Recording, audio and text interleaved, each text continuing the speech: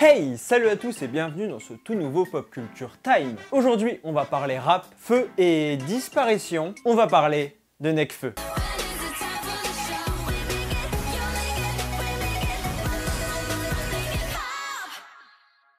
Je vais donc essayer de revenir rapidement sur sa carrière qui est déjà très longue, puis ensuite je vais vous proposer mon analyse de sa disparition depuis quelques temps. Ken Samaras, donc Nekfeu, est né en 1990 à la Trinité, une banlieue près de Nice. C'est là-bas qu'il grandit dans une famille plutôt de classe moyenne. C'est en 2007, alors qu'il est déjà arrivé sur Paris, qu'il se lance dans le rap, notamment sous le nom de Nek le Fennec. On le retrouve alors dans tous les open mic parisiens et à la sortie des concerts, notamment avec son groupe Escrew, constitué de ses amis d'enfance. Et puis, vous le savez probablement, mais c'est son passage au Rap Contenders qui le mettra vraiment sur le devant de la scène. Je gratte, et la nuit, je me défoule contre tes textes.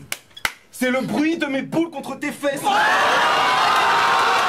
Toute cette nouvelle vague de rappeurs parisiens un peu old school se réunira sous un collectif appelé l'Entourage. En parallèle, Nekfeu continue de préparer ses projets avec son groupe Escrew, mais aussi avec Alpha One, avec qui il sort un EP en 2011, en sous-marin. C'est d'ailleurs cette même année que sortira le premier EP de son groupe 1995, avec aussi Alpha One dedans, La Source. Après 2011, il continue d'enchaîner les projets, avec notamment Senzu pour le Escrew, Jeune Entrepreneur pour l'Entourage, ou encore avec un autre groupe, le 5 Majeur. Mais c'est surtout avec le deuxième EP d'1995 La Suite et avec le premier album Paris une minute qu'il se fera vraiment connaître du grand public. Parce qu'avant, c'était surtout les amateurs de rap qu'il connaissait. Mais sa carrière solo, elle en est où dans tout ça? Et bah, c'est compliqué. Il avoue avoir préparé 2 albums, puis finalement effacé, parce qu'il voulait quelque chose de vraiment abouti et ça ne lui plaisait pas assez. Et ce quelque chose va arriver en 2015. Il s'agit de Feu, son premier album solo, dont il poste un premier extrait pour faire un peu monter la hype. C'est l'OVNI Égérie qui est une grosse claque pour tout le monde.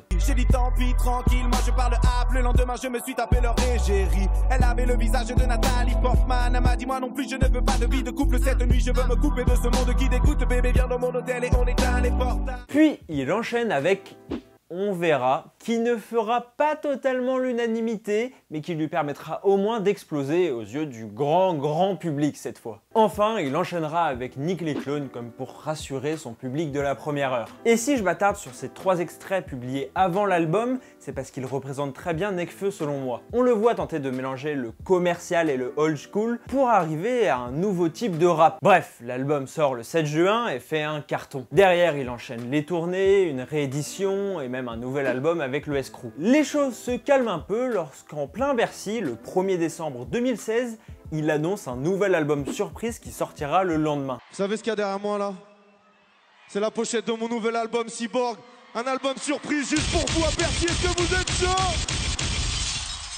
Et depuis, et bah pas grand chose, Nekfeu a un petit peu disparu et c'est ce dont j'aimerais vous parler dans mon analyse. C'est vrai que depuis qu'il a fait la promotion de son film avec Catherine Deneuve, donc Tout nous sépare, qui n'a d'ailleurs pas très bien marché, on ne le voit plus du tout. On ne le voit plus en interview ou en featuring, où il était pourtant très prolifique, et même sur internet. Et oui, par exemple, le featuring avec Orelsan, en réalité, il avait été enregistré pratiquement 1 an avant, puisqu'il devait figurer sur Cyborg. Après, il faut comprendre que ça peut aussi faire du bien de prendre du recul par rapport à tout. Parce que ça doit être quand même pas mal oppressant d'être aussi connu, aussi populaire et aussi attendu. Mais pour moi, ça peut aussi s'apparenter à une stratégie de marketing. Et si c'est une stratégie, ça s'inscrit parfaitement dans cette volonté qu'a Nekfeu de renouveler le rap. Bah oui, on a de plus en plus l'habitude d'avoir des rappeurs qui font de la surpromotion de leurs albums, et on voit même plus souvent des teasers de leurs albums que leurs albums en eux-mêmes. Et c'est là où Nekfeu voudrait un petit peu se démarquer, comme PNL par exemple, qui a fait son retour il y a 2 semaines du coup, et qui a l'habitude de cette culture du silence. Bon, eux, c'est poussé à l'extrême, hein. Ils n'accordent aucune interview, etc. D'ailleurs, l'ami de Nekfeu, Alpha One, a suivi un peu cette stratégie, en annonçant en un seul tweet un album et un EP dans la semaine qui suivait. Du coup, ça crée un véritable effet de surprise qui a tendance à beaucoup plus marquer les gens. Mais si je vous ai parlé d'Alpha One, c'est pas pour rien. Parce qu'en effet, comme je l'ai dit, il est très ami avec Nekfeu, ils ont fait beaucoup de projets en commun, etc. Mais il y a 3 jours de cela, un autre ami de Nekfeu a annoncé un nouvel album. Il s'agit de Sneezy. Sneezy a donc annoncé qu'un album était prévu pour sortir bientôt. sachant qu'Alpha One a annoncé que son album était prévu environ pour l'automne, et que Nekfeu a aussi annoncé que son album allait sortir bientôt. Vous voyez où je veux en venir ou pas? Alors, je ne pense pas à un album à 995, mais et si Sneezy, Alpha One et Nekfeu décidaient de sortir leur album le même jour en automne, comme pour retourner le rap game? Et même on peut aller plus loin dans cette théorie en se disant que peut-être les projets seraient liés entre eux. Bon, ça part un peu loin, mais on sait jamais. Ouais mec, y'a tout mon squat dans le vide. Ouais mec, pourtant je regarde dans le vide. Yeah, yeah.